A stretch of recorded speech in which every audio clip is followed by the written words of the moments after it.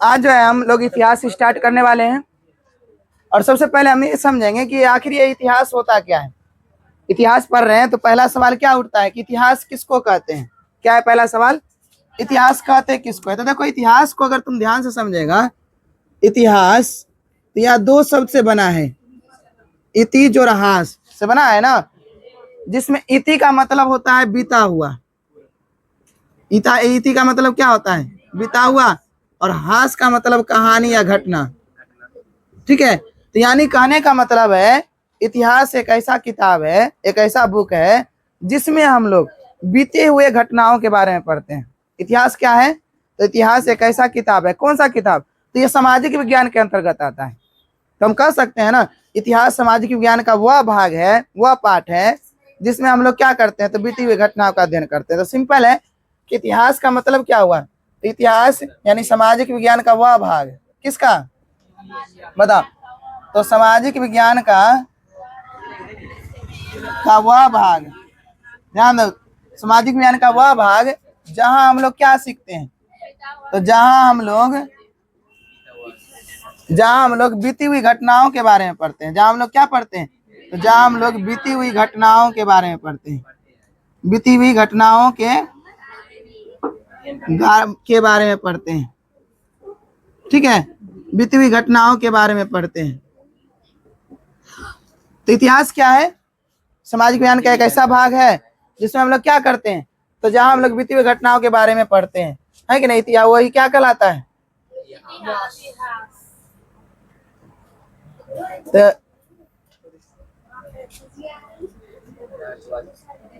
इतिहास कहलाता है। क्या कोई दिक्कत इसमें? जब इतिहास ये समझ गया कि इतिहास क्या है, तो इतिहास एक ऐसा किताब है जिसमें हम लोग क्या पढ़ते हैं? बीती हुई घटनाओं के बारे में पढ़ते हैं। अब सबसे पहला इतिहास में देखो, इतिहास में कई सारे चैप्टर हैं जिसमें हमको यहाँ पढ़ना है। तो जिसमें सबसे पहला चैप्टर जो हमारा है, वो चैप्टर का नाम क्या है? तो वो चैप्टर का नाम है यूरोप में राष्ट्रवाद। क्या है चैप्टर का नाम?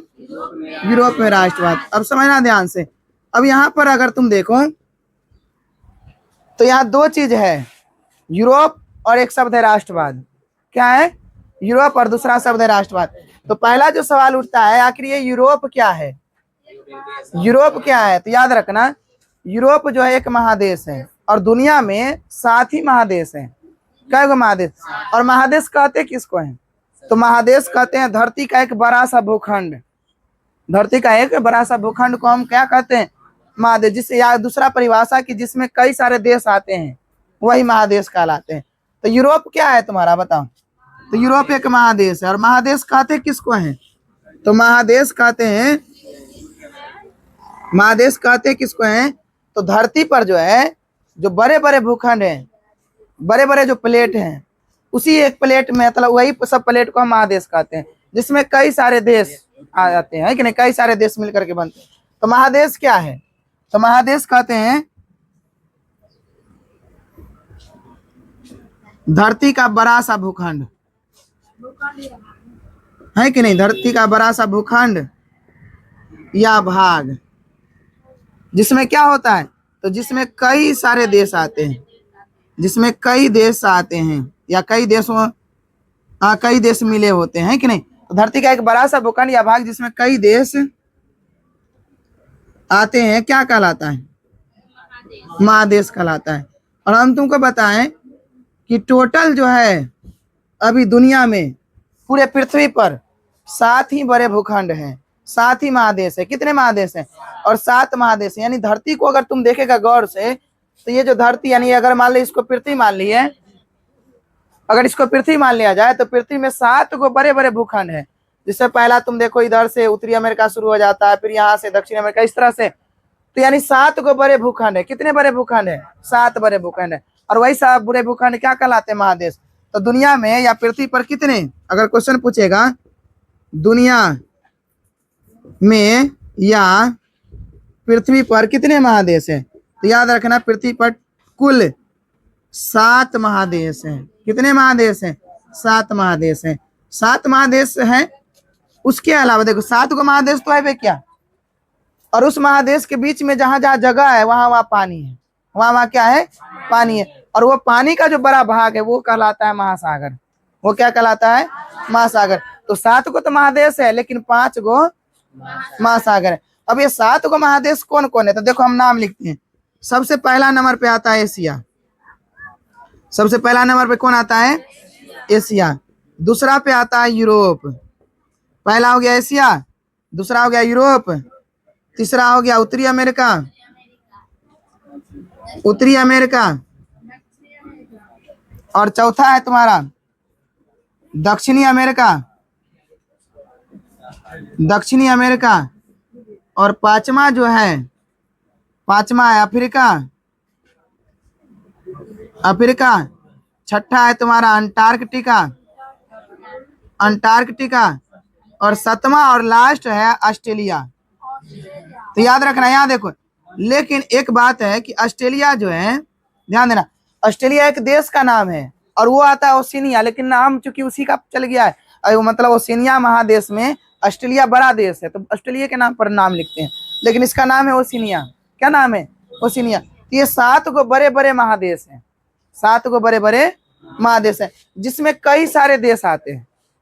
जो 7 गो तुम महादेश देख रहा है, इसमें कई सारे देश आते हैं, यानी, और इसमें भी हम लोग किस महादेश में रहते हैं बताओ? तो हम लोग रहते हैं एशिया महादेश में, लेकिन हम एशिया महादेश की कहानी नहीं पढ़ रहे हैं, हम पढ़ रहे हैं यूरोप महादेश की कहानी। और यूरोप को इसलिए पढ़ रहे हैं क्योंकि यूरोप जो है थोड़ा सा व्यापार सब के क्षेत्र में वो पहले से अग्रसर हो गया। हम लोगों तो व्यापार करने बाद में आया, ये सब व्यापार के क्षेत्र में पहले से डेवलप हो गया, और व्यापार जब सीख गया तो ये एक देश से दूसरे देश व्यापार करने भी जाने लगा, है कि नहीं? इस कारण से हम यूरोप के बारे में ज्यादातर पढ़ते हैं। यहाँ ही सबसे पहले जो है मान लो कि लोकतांत्रिक वगैरह का जो है शुरुआत हुआ था, इस कारण से हम यहाँ यूरोप के बारे में पहले हम पढ़ रहे हैं, ठीक है। तो एशिया हम लोग रहते किस में है? एशिया में रहते हैं। और इसमें, अब इसमें अगर तुमको पूछेगा, ध्यान से समझना, इसमें तुमको पूछेगा कि कौन ऐसे देश हैं जिसमें सबसे अधिक, यानी कौन ऐसे महादेश है जिसमें सबसे अधिक देश रहता है, देश है, सबसे अधिक देश वाला महादेश। तो याद रखना, सबसे अधिक देश वाला महादेश अफ्रीका है। अफ्रीका में सबसे ज्यादा देश है, 54 के करीब। कितने हैं? 54 गो देश है सिर्फ किसमें? अफ्रीका में, है कि नहीं? 54 गो देश है। और सबसे कम देश किसमें है? तो सबसे कम देश जो है ये है अंटार्कटिका में। अंटार्कटिका एक ऐसा देश है, मतलब महादेश है, जहां पर एक भी लोग रहता ही नहीं है, ये समझो, एक भी लोग नहीं रहता अंटार्कटिका पूरा। वहां पर जो है रिसर्च वगैरह होता है। कारण क्या है? अंटार्कटिका में, अंटार्कटिका ठंडा है, वहां पर सालों भर बर्फ जमा रहता है, और बर्फ जो जमा रहता है तो वहां पर वैज्ञानिक सब जाता है और वो अपना पूरा एकदम ले करके जाता है कि नहीं, पूरा सब चीज व्यवस्था लेके जाता है। और यहाँ पर इसलिए नहीं लोग रह पाता है क्योंकि यहाँ का टेम्परेचर -70-80 डिग्री रहता है, -40 से -80 डिग्री। अगर वहां लोग जाएगा तो लोग जम करके पत्थर का हो जाएगा, उसको फोड़ेगा ना तो जैसे पत्थर टूटता है ना वैसे लोग टूटेगा, तो वहां पर रहना मुश्किल है कि नहीं। तो इसलिए वो पूरा का पूरा अथी से जाता है, पूरा अपना सेफ्टी लेके जाता है, और वो लोग खोज करता है। अंटार्कटिका में बहुत कुछ है खोजने लायक, और वहां पर लोग जो है अभी भी, मतलब वैज्ञानिक सब ही रहता है, यानी वहां पर एक भी लोग नहीं रहता है। तो अगर क्वेश्चन पूछे कि कौन सा ऐसे देश है, मतलब महादेश है जहाँ एक भी देश नहीं है, तो अंटार्कटिका, यानी सबसे कम जनसंख्या इसमें है और सबसे अधिक जनसंख्या। याद रखना, जनसंख्या के आधार पर सबसे ज्यादा एशिया है, एशिया में सबसे ज्यादा जनसंख्या है, और एशिया में भी दुए को मिल के पूरा आधा के बराबर हो जाता है, जिसमें कि सबसे ऊपर में भारत है, भारत, और दूसरा नंबर पे है चीन। पहले था चीन 1 नंबर, लेकिन पिछले कुछ सालों से भारत सबसे आगे आ गया। और भारत नहीं, भारत है अभी। तो भारत और चीन मिल करके 3 अरब जनसंख्या का कवर कर लेता है, 3 अरब लगभग। और पूरे भारत, मतलब पूरे विश्व का 7.5 अरब के आसपास जनसंख्या, 7.5-8 अरब है, 7.5-8 अरब। तुम सोचो 7.5-8 अरब टोटल पूरे विश्व में लोग रहता है, और उसमें 3 अरब कहाँ रहता है? खाली ये 2 गो देश में, और 200 से ज्यादा देश है, सोच के देखो। चलो ध्यान से सुना, देखो हम तुमको क्या बताएं कि दुनिया में 7 गो बड़े बड़े महादेश हैं। कितने महादेश हैं? 7 गो बड़ा महादेश। अब 7 महादेश में देश गिनना, सबसे ज्यादा देखो यहाँ पर सबसे ज्यादा देश जो है वो अफ्रीका में है। कितने, कहाँ है? अफ्रीका में 54 देश है। और आजा एशिया में जहां पर हम लोग रहते हैं उसमें 48 देश है। कितने देश हैं? 48 देश। उसके बाद आ जाओ यूरोप में, यूरोप में है 44 देश। यूरोप में कितने देश? 44 देश। और उसके बाद आ जाओ उत्तरी अमेरिका, उत्तरी अमेरिका में 23 देश है। कितने देश? 23 देश। उसके बाद आ जाओ दक्षिणी अमेरिका जिसमें 12 देश है। उसके बाद आ जाओ अंटार्कटिका में कितने, अभी तुरंत बताए। अंटार्कटिका में कितने देश? अंटार्कटिका में 0 देश। और उसके बाद आ जाओ ऑस्ट्रेलिया, ऑस्ट्रेलिया में बताओ, ऑस्ट्रेलिया या ओशिनिया, तो इसमें 14 गो देश है। कै गो देश है?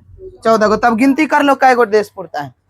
तो इतना सारा देश है जिसमें तुम आप बताओ, इसमें हम क्या क्या बताओ ऑब्जेक्टिव, यहाँ देखो कि सबसे अधिक जनसंख्या वाला महादेश, देखते चला यहाँ क्या क्या ऑब्जेक्टिव बनता है। यहाँ देखो सबसे अधिक जनसंख्या वाला, अधिक जनसंख्या वाला और अधिक जनसंख्या वाला एशिया, अधिक जनसंख्या वाला एशिया, याद रखना। अधिक जनसंख्या वाला कौन? तो अधिक जनसंख्या वाला महादेश पूछेगा तो एशिया हो गया। और सबसे कम जनसंख्या वाला तो अंटार्कटिका। सबसे कम जनसंख्या वाला, सबसे कम जनसंख्या वाला ये हो गया।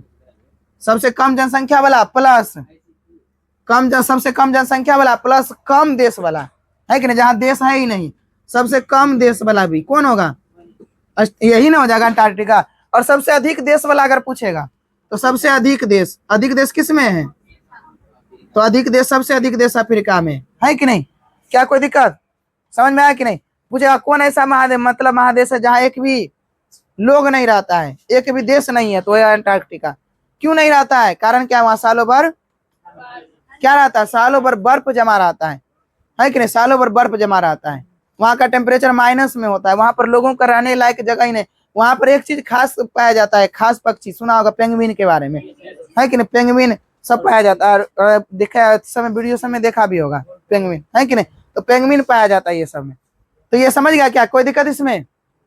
क्या कोई दिक्कत इसमें? तो चलो आगे हम बढ़ते हैं। अब आ जाओ महासागर पर। अगला क्या है तुम्हारा? महासागर पर। यानी टोटल लगभग 200 के देश के आसपास है। और उसके बाद तुमको क्या बताया, 200 देश में सारा देश मिला करके लगभग, सारा देश मिला करके लगभग 7.5 अरब जनसंख्या है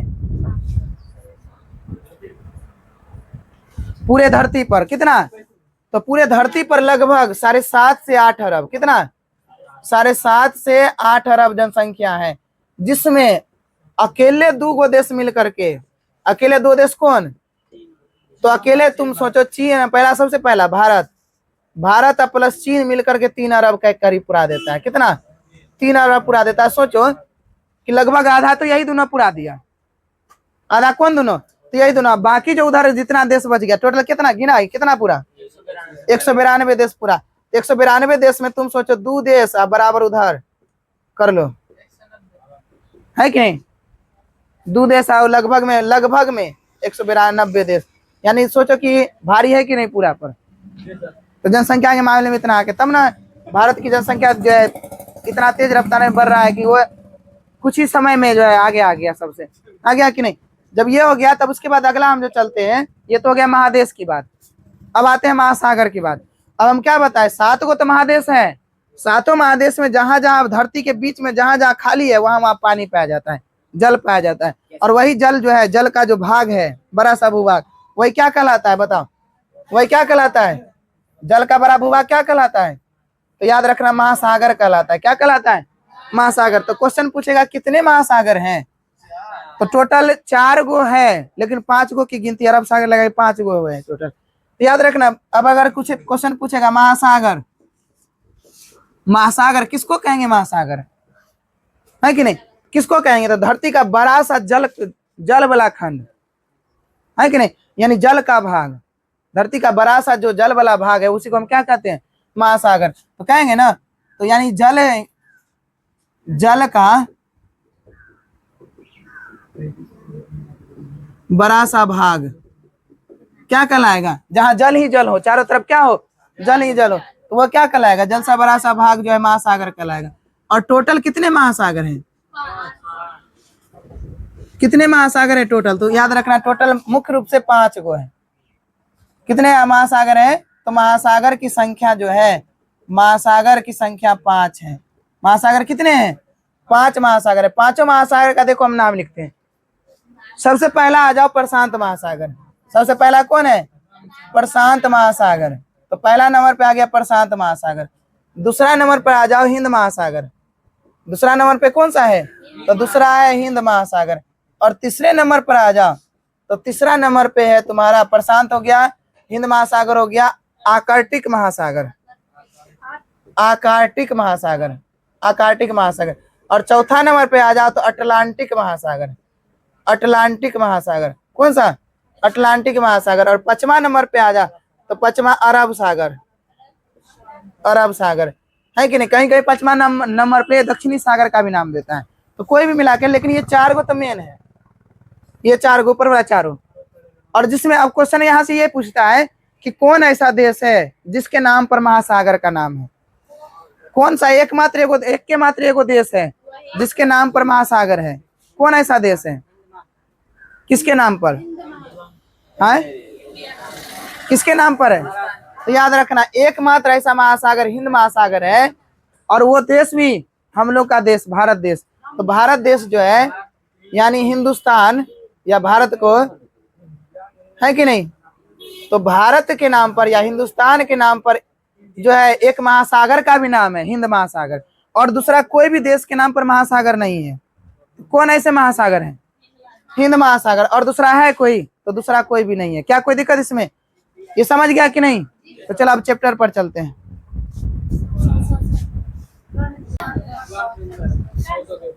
तो चलो सुनो, क्या था चैप्टर का नाम बताओ। हम पहला अध्याय फर्स्ट स्टार्ट किए थे, ध्यान देना यहाँ। अध्याय फर्स्ट स्टार्ट किए थे जिसका नाम क्या था? यूरोप में राष्ट्रवाद। तो एक चीज तो देखो ध्यान से, एक चीज तो हम समझ गए। तो चलो, चैप्टर का नाम क्या था हमारा? यूरोप में राष्ट्रवाद। तो क्या यूरोप का मतलब समझा कि नहीं? यूरोप क्या है? तो चलो बताओ यूरोप क्या है। अभी तुरंत हम जस्ट बताएं कि यूरोप क्या था। तो यूरोप एक महादेश था, याद है कि नहीं? यूरोप एक महादेश, और जिसमें हम बताए थे कितने सारे देश हैं। कै गो देश है टोटल? 44 गो देश है। और 48 जो देश है वो एशिया में है। किसमें? एशिया में। तो एशिया में जिसमें हम लोग रहते हैं, हम लोग किस महादेश में रहते हैं? एशिया में, है कि नहीं। और यहाँ पर जो हम यूरोप के बारे में पढ़े, यूरोप क्या है? एक यूरोप के क्या है? एक महादेश है जिसमें कई सारे, कितने देश हैं? 44 देश में। अगला जो तुम्हारा हेडिंग है क्या है?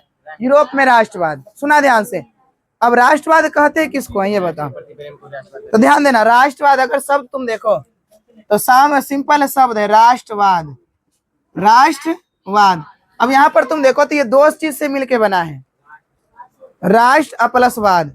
राष्ट्र का मतलब क्या हुआ? राष्ट्र का मतलब हुआ देश। राष्ट्र का मतलब क्या हुआ? तो राष्ट्र का मतलब देश, और वाद का मतलब विचार, है कि नहीं, देश के प्रति अच्छा विचार। तो हम बोल सकते हैं ना, यानी राष्ट्रवाद का सिंपल सा मतलब है कि अगर हम देश के बारे में अच्छी सोच रखते हैं, अच्छा विचार रखते हैं, है कि नहीं, तो यही हमारे लिए क्या हो गया? राष्ट्रवाद। यानी सिंपल सा शब्द में देश प्रेम इसको कह सकते हैं, हम कह सकते हैं ना। तो राष्ट्रवाद का मतलब क्या हो गया कि देश के प्रति अच्छी सोच रखना, अच्छा लगाव रखना, देश के प्रति सोचना, यही हमारा क्या है?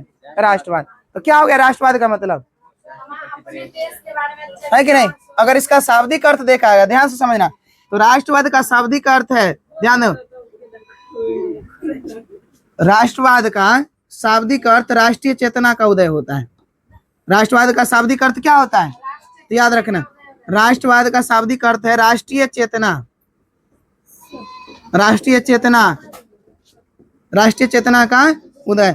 मतलब क्या हुआ कि अगर हमारे पास, हमारे चहन में, अगर हमारे मस्तिष्क में, हमारे दिमाग में राष्ट्र के प्रति अच्छी सोच आ रहा होगा, तो ये यही भावना हमारा क्या है?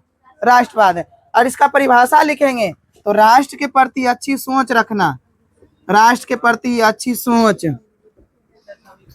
अच्छी सोच, लगाव, है कि नहीं, राष्ट्र के प्रति अच्छी सोच लगाव रखना क्या कहलाता है? रखना राष्ट्रवाद कहलाता है। यानी राष्ट्रवाद को हम सिंपल सा शब्द में देश प्रेम कह सकते हैं। देश के प्रति अच्छा प्रेम, है कि नहीं, देश के प्रति अच्छा विचार रखना, देश के प्रति अच्छा लगाव रखना, क्या कहलाएगा बताओ? राष्ट्रवाद कहलाएगा कि नहीं कहलाएगा? राष्ट्रवाद कहलाएगा। और जब राष्ट्रवाद तुम समझ गया, तो यहाँ पर हम किसके राष्ट्रवाद के बारे में चर्चा किए? एशिया के बारे में नहीं किए हैं, यूरोप के बारे में किए। आखिर यूरोप में कुछ ना कुछ कमी रहा होगा, तब ना वहाँ के लोगों को राष्ट्र के प्रति अच्छा सोचने के मतलब सोचना पड़ रहा होगा। आखिर हम पढ़ेंगे कि यूरोप में क्या क्या परेशानी हुआ लोगों को, तो क्या कहें हम, सुनो ध्यान से। तो राष्ट्र के प्रति अच्छी सोच लगाव रखना, यही क्या कहलाता है? राष्ट्रवाद। राष्ट्रवाद कहलाता है। अब हमको आखिर क्यों यूरोप में राष्ट्रवाद क्यों पढ़ना पड़ रहा है कि नहीं? यूरोप में कुछ ना कुछ ऐसा घटना घटा होगा ना कि यूरोप के लोगों को जो है क्षति पहुंचा रहा होगा, या यूरोप के लोग जो है थोड़ा सा परेशानी में होगा, तब ना वहां के लोगों को देश के प्रति अच्छा सोच रखना होगा। तो यहाँ देखो, अब अगर देखें तो यूरोप तो महादेश है, और हम यहाँ लिखे राष्ट्र के प्रति सोच, यानी किसी देश के प्रति सोच। तो याद रखना यूरोप में कई सारे देश आते हैं, लेकिन हमको जो यहाँ चर्चा करना है मुख्य रूप से 3 से 4 देश के बारे में, जिसमें पहला देश जो चर्चा करना है, ध्यान देना, यूरोप में जो 3-4 देश का चर्चा करना है। सबसे पहला नंबर पे हमको फ्रांस का चर्चा करना है कि आखिर फ्रांस में क्या क्या घटना हुआ, फ्रांस के लोगों को, जनता को आखिर क्यों असंतोष थे। जब फ्रांस पढ़ लेंगे तो फ्रांस के बाद हम पढ़ेंगे इटली के बारे में, और जब इटली का कहानी खत्म हो जाएगा तब हम पढ़ेंगे जर्मनी के बारे में, और फिर उसके बाद जब ये सब हो जाएगा तो छोटा मोटा देश है यूनान, बोहेमिया, ये सब के बारे में पढ़ेंगे, है कि नहीं। लेकिन ये तीनों के बीच में जो एक और देश जो टांग अड़ा रहा था उसका नाम था ऑस्ट्रिया, है कि नहीं। ऑस्ट्रिया था, और उसके बाद छोटा छोटा देश है यूनान, बोहेमिया, ये सब पर है। लेकिन मुख्य रूप से हमको यही तीनों देश के बारे में, फ्रांस, इटली या जर्मनी, चौथा जो इस सब के बीच में बाधा बन रहा था, है कि नहीं, यहाँ अच्छा नियम कानून नहीं लेने दे रहा था। तो हमको मुख्य रूप से ये 3 गो देश के बारे में पढ़ना है। पहला चीज क्या, फ्रांस के बारे में, इटली के बारे में, जर्मनी के बारे में। क्या कोई दिक्कत? तो आखिर हम समझेंगे कि फ्रांस में क्या क्या घटना हुआ और क्या हो रहा था फ्रांस में, जिसके कारण लोगों को अच्छा सोच रखने पर मजबूर किया जा रहा था, है कि नहीं। इटली में कौन सा घटना हुआ, है कि नहीं, और जर्मनी में कौन सा घटना हुआ, है कि नहीं। और ऑस्ट्रिया, चूंकि ऑस्ट्रिया के बारे में कुछ नहीं है, लेकिन हाँ ऑस्ट्रिया ये सब को जो है सही देखना नहीं चाहता था। मतलब ऑस्ट्रिया हमेशा सोचता था कि ये सब ऐसे ही परेशानी में रहे, यानी एक तरह से बाधा बन रहा था ये सब क्या थी में, है कि नहीं। ये सब जब एक होना चाह रहा था, क्योंकि फ्रांस भी देखो कई सारे टुकड़े में था, इटली भी कई सारा टुकड़ा में था, जर्मनी में कई सारा टुकड़ा में था। तो वहां का जो नेता हुआ, वहां का जो राजा हुआ, सोचा किसी तरह हम अपने देश को एक साथ एकजुट करें, लेकिन वो होने नहीं दे रहा था। कौन? ऑस्ट्रिया। इटली भी चाहता था, जर्मनी भी चाहता था, लेकिन बाधा बन रहा था। तो आखिर हम पढ़ेंगे आखिर क्या क्या घटना था, पूरी घटना को हम एक कहानी के माध्यम से पढ़ेंगे, है कि नहीं, अच्छा फ्लो से पढ़ेंगे, है कि नहीं, ताकि तुमको एक भी चीज में कहीं पर कोई दिक्कत नहीं होगा। ठीक है, तो सबसे पहला चीज क्या है बताओ, किसके बारे में हमको पढ़ना है? फ्रांस के बारे में। तब समझ लो एक छोटा सा, फ्रांस, आखिर फ्रांस क्यों परेशान था। ठीक है, तो फ्रांस के बारे में जब पढ़ते हैं तो फ्रांस में, सुना ध्यान से, फ्रांस में एक राजवंश चलता था। जैसे पहले क्या था, सुनो, पहले क्या था, पहले जो है राजाओं का एक वंश चला करता था, जिसको हम राजवंश कहते हैं। राजाओं का वंश समझा, कि अगर मान लो कोई राजा है तो उसका बेटा है, उसका अगला राजा बनेगा, फिर उसका अगला बेटा है, उसका अगला, फिर उसका बेटा राजा बनेगा, यानी इसी को हम कहते हैं राजवंश। इसी को क्या कहते हैं? राजवंश। तो फ्रांस के लोग जो है राजवंश से परेशान थे, और वो राजवंश का नाम था बुर्बो राजवंश। कौन सा राजवंश? तो फ्रांस में जो राजवंश चलता था उसको कहते हैं बुर्बो राजवंश। और जैसे भारत में ही तुम देख लो, भारत में कई सारे थे ना, गुप्त वंश, मुगल वंश, मौर्य वंश, है कि नहीं, ये सब भारत में था। उसी तरह फ्रांस में जो एक वंश चलते आ रहा था उसका नाम था बुर्बो वंश।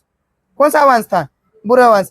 और यही वंश के जितने भी राजा हुए वो जनता को कभी भी जो है खुशहाल देख नहीं सकता था, है कि नहीं, यानी जनता पर हमेशा निरंकुशता लादे रहता था। यानी जनता जो है हमेशा, मतलब ये जो है नेता, ये सब जो राजा था, हमेशा जनता पर अंकुश लगा के रखता था, कोई ना कोई चीज का नियम बांध लगा के रखता था, यानी उसको हमेशा परेशान करके रखता था।